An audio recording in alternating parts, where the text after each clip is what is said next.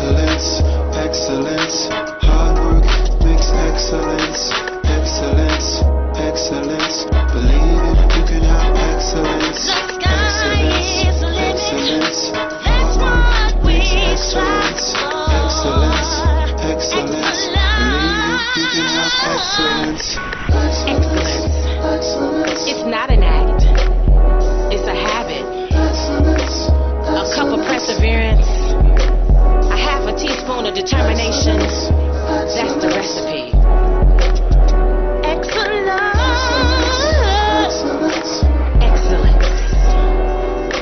Excellence, excellence, hard work makes excellence.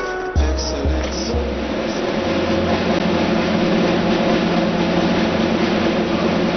Okay. I want to say to you that, as I stated before, this was a tough category, and we had actually 2 winners for this award. They actually tied each other. And it was at the last hour that the judge called me, and I told him I really wanted to know. He said, we have 2 winners, what do we do? I said, give away 2 awards. Makes sense to me? Gordon D'Angelo.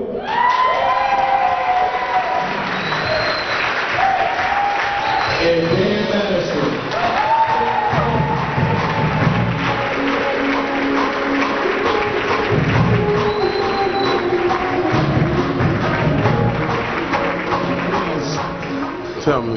Tell the audience your name and some of your accomplishments. My name is Gordon D'Angelo, and I was an original founder of Jackson Hewitt Tax Service. I was a founder of Next Financial Holdings, a $16 billion broker-dealer. I'm currently a board of director of Liberty Tax, the fastest growing tax service in America, and I've written the New York Times best-selling book, Vision, Your Pathway to Victory. Okay, let's talk about Vision, Your Pathway to Victory. It's your book. What's special about this book? Is it a motivational book? Is it a philosophical book? What is it? It's a motivational book, and it's designed to encourage people to realize how much unused power that they have access to. So how do I use this power He gave to me? And you will meet people that are disenchanted with life, had setbacks, etc., and some who are looking to settle for king. And some people who, like all of us, are ignorant in different ways. I ask you to forgive them. Use His power.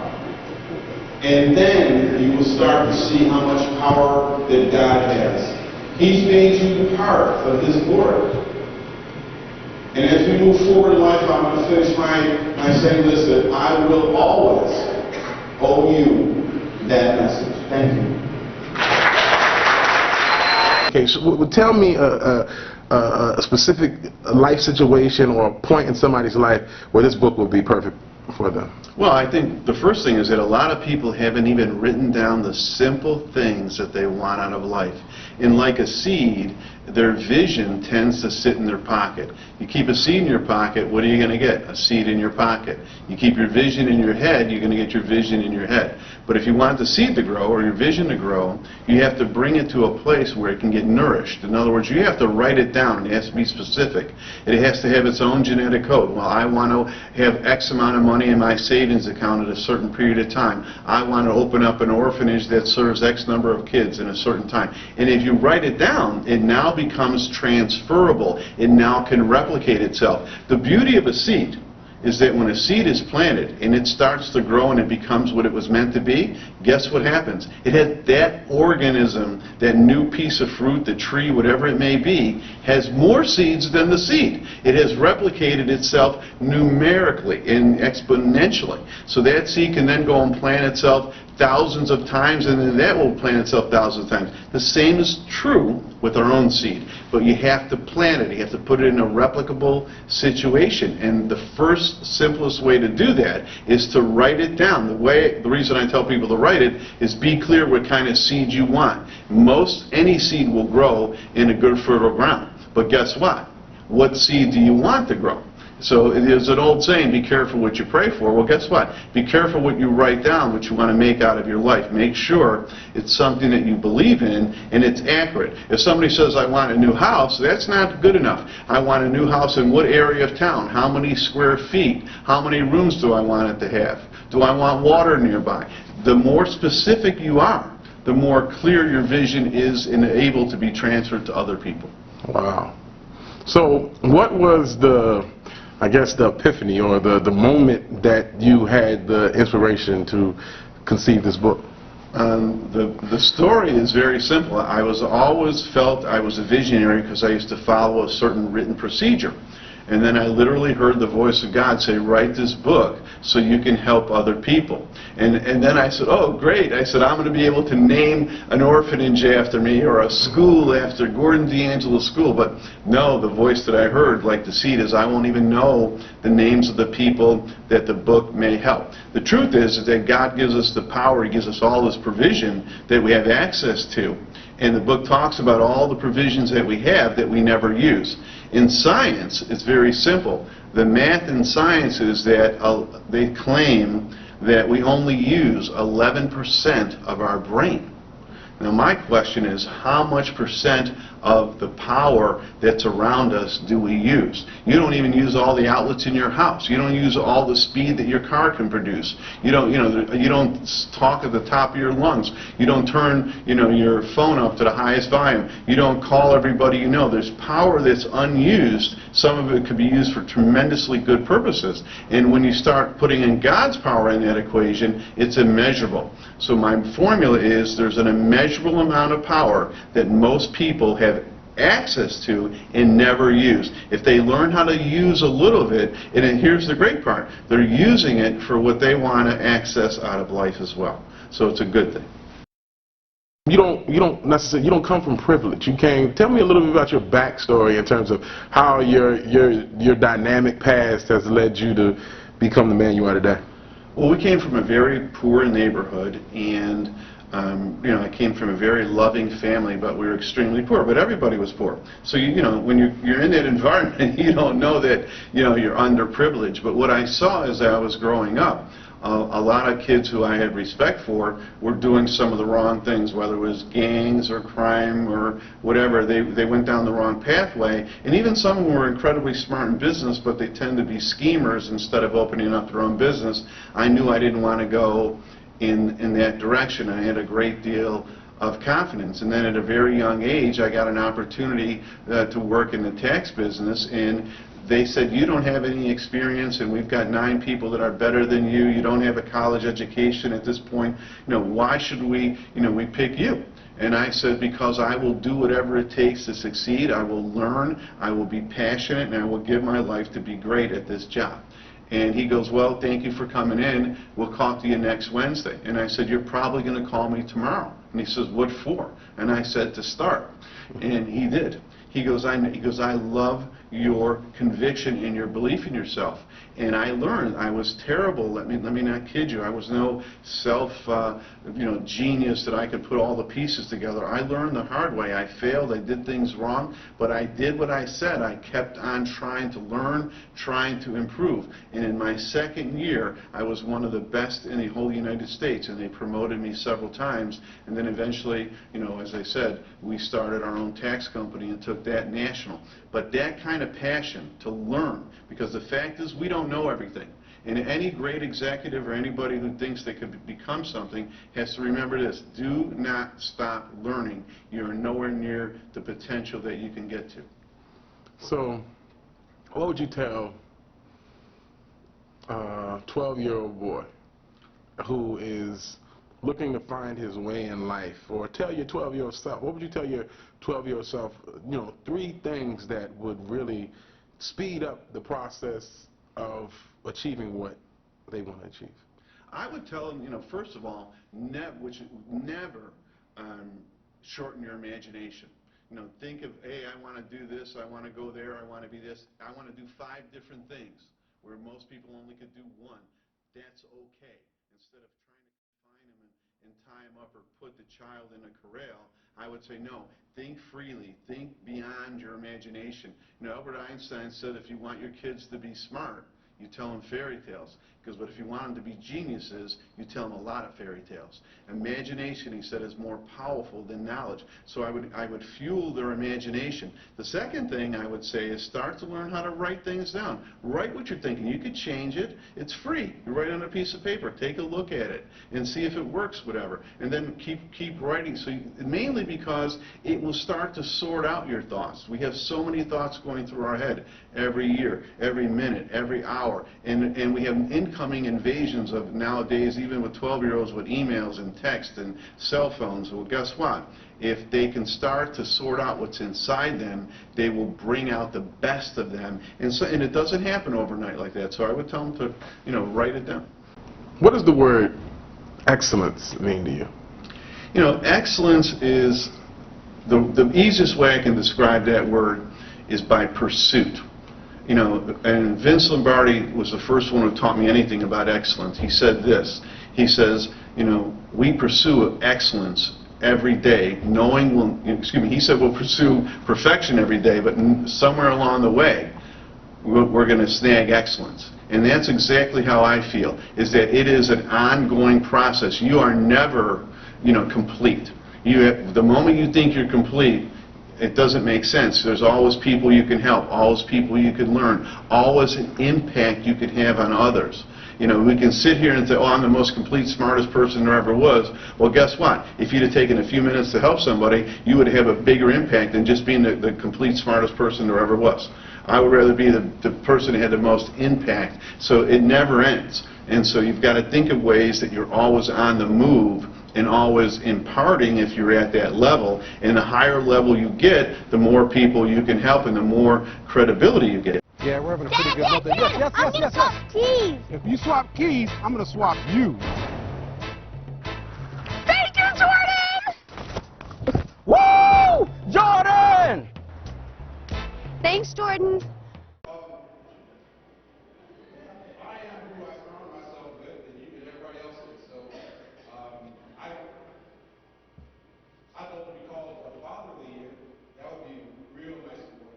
I'd love to be the best father. Man of the year, I'm not really sure exactly what that means. I'm honored to receive it.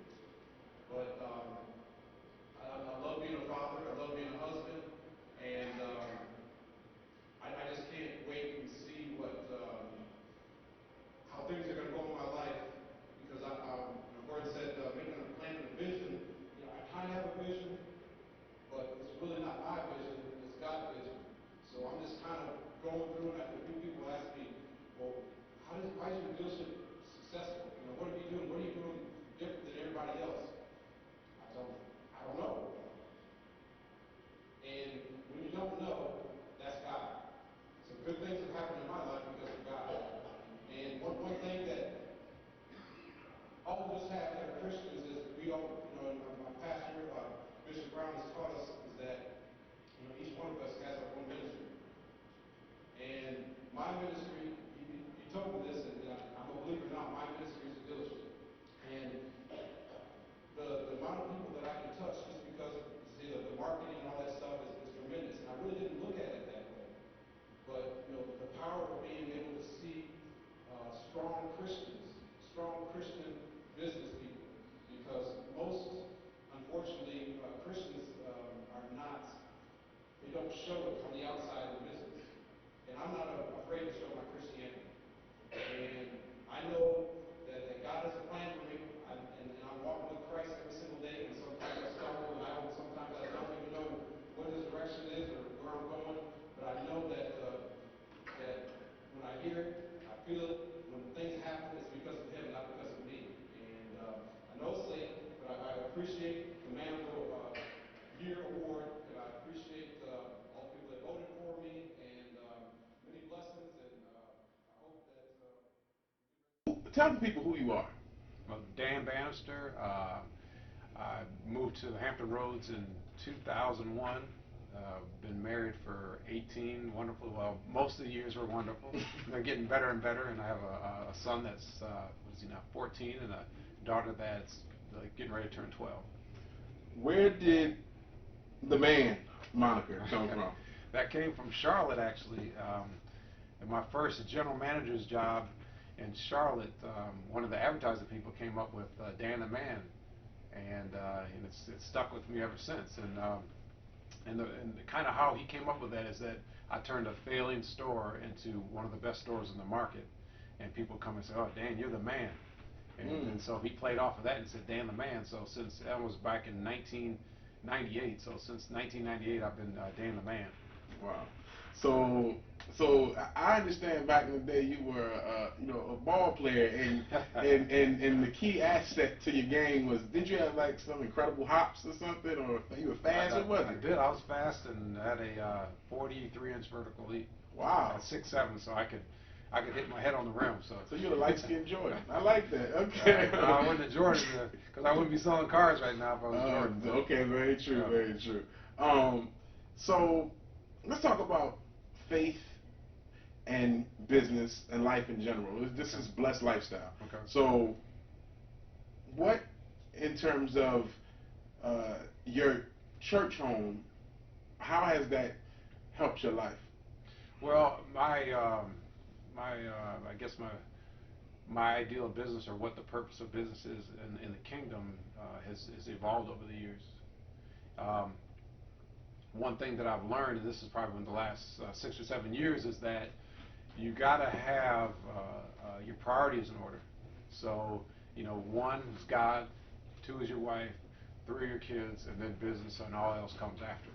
And my priorities were I didn't have the right priority. And with the teachings of my pastor, Pastor Brown at the Mount, I've got my priorities in order. And just like he'll say, is that if your priorities are out of order, you put business before your family and all the stuff, that everything's gonna go haywire. And it kind of went haywire for me. I had a lot of success over the years, but I kind of went humbled and brought down to my knees, and things started failing all the way around me. And and it wasn't until I got my priorities in order and understood what came first. And people say unhappy wife, unhappy life. Well, in a lot of that's a lot of ways that's correct, because God wants you to honor your wife and to cherish her and to lift her up, and in return she'll do the same, because she'll make you a better man. So I wasn't doing that. Now I do that. I remind myself almost daily that I need to put my wife on a pedestal and treat her like the queen that she is, and put her first against all else except God.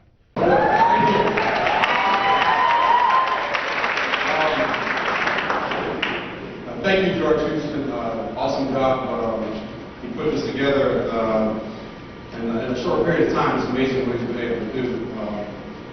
Well, one thing that I've learned probably within the last 4 or 5 years since I left Victory and came back to Nissan Chesapeake is that my life was out of order. I put business before anything else. And the reason why I have my wife up here is because I learned the order.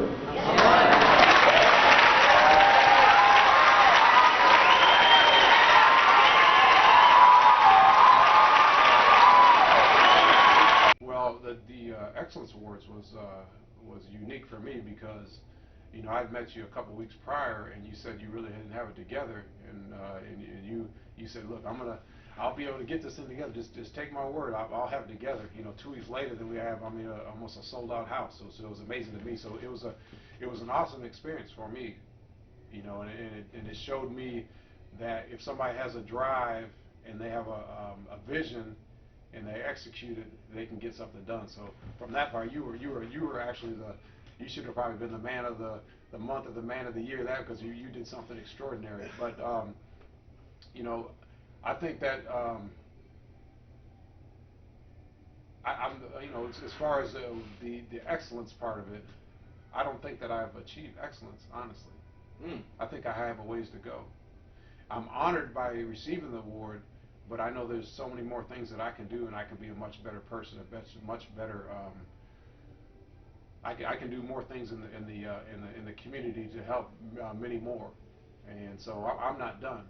If you were the sole judge of a person who would be man of the year, person of the year, that type of thing, what would be those characteristics?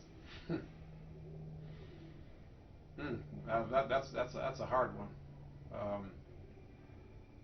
I think that it would probably be someone that would be selfless. You know, they're not thinking about themselves all the time. They're always trying to help somebody. They're trying to make people better. You know, just like you know, I understand the dealership part of it. You know, because I have a team of people, and I think that they perform at a very high level, and that I think that you know, every day they're trying to provide excellence in customer service. And you know, I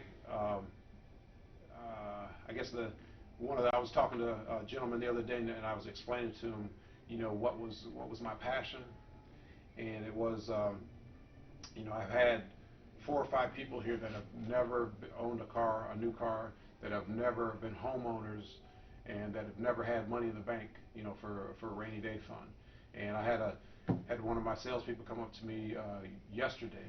He said, Mr. Bannister, he said, me and my wife and I are going to buy our first house, and we're closing it in a week. And he said, I just want to thank you. Nissan of Chesapeake, committed to customers and community. And it's not just a slogan, it's something we live every day. And how important is the idea of giving back? I don't think that there's anything much more important than that. One of the key things that struck out to me in our personal conversation was you were a victim of bullying growing up. And I mean, you're a tall man now, and you obviously probably can fight because of being bullied so much. But explain how bullying made you the person you are today, and what you would tell the new generation who's out here getting bullied, and look at the byproduct of somebody passing that hurdle in their life. Well, I think it affected me in a couple different ways.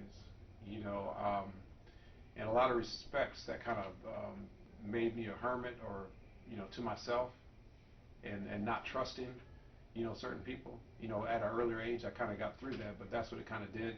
But it also gave me internal fire. You know, and I remember that in 5th grade, it was in 4th grade, and we had 4th, 5th, and 6th graders. There was you know, this one of my classmates, you know, continually, you know, hit me, called me names. What they called me, cootie. I remember that. You know, this is, I don't know, I won't tell you how many years. This is a long time, because I had an afro, and it wasn't, you know, I guess it wasn't picked out. But anyway, and he was doing it for months. And one day it was in music class, and I was just sitting back in my chair, and he kept pushing my head against the wall. Boom, boom. Teacher didn't do anything, and all of a sudden I just snapped.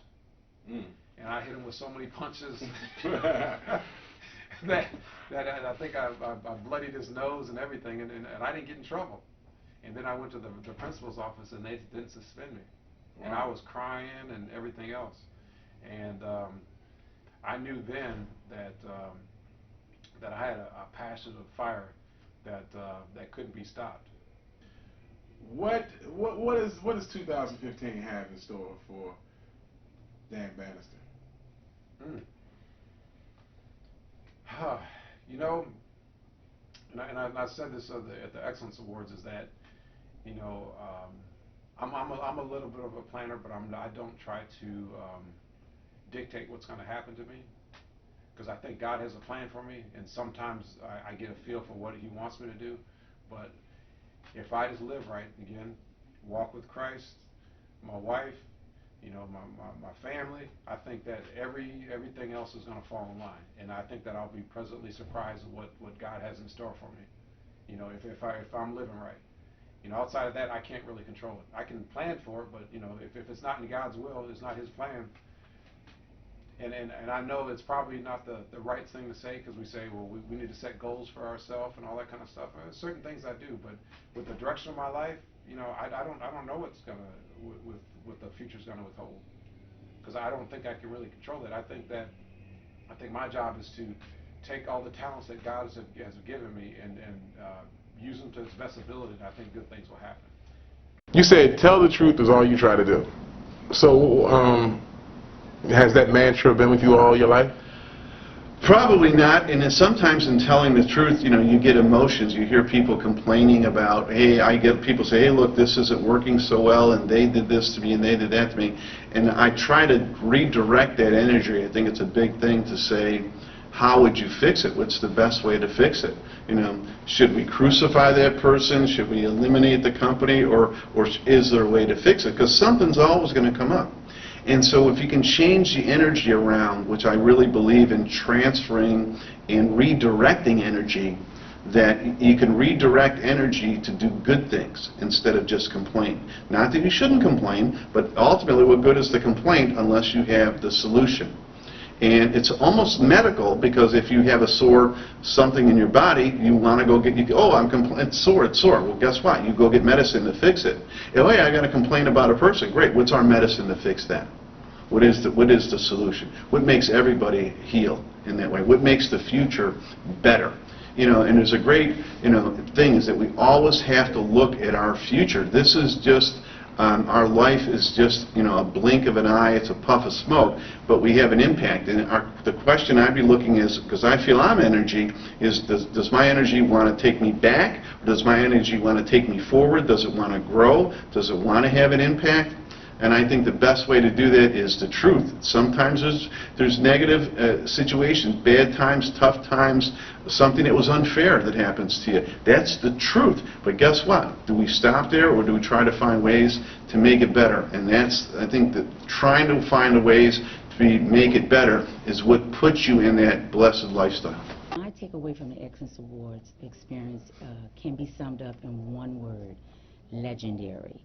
It was a phenomenal event with phenomenal people who were not only recognized but celebrated for their accomplishments in the community, positive accomplishments in the community, which is excellent. In this Hampton Roads area, it's not, there's not quite a few platforms that recognize people who are accomplishing their dreams, and the Excellence Awards did just that. They recognize people who are ordinary but phenomenal at the same time, who are living their dreams out in a way, like my friend said over here, in a way that is just impactful to everybody that's around them. They gave people hope, and that when we see people who are living out their dreams, other people want to emulate that, and that's what the Excellence Awards did. I read Blessed Lifestyle magazine. Excellence, excellence, hard work makes excellence, excellence, excellence, believe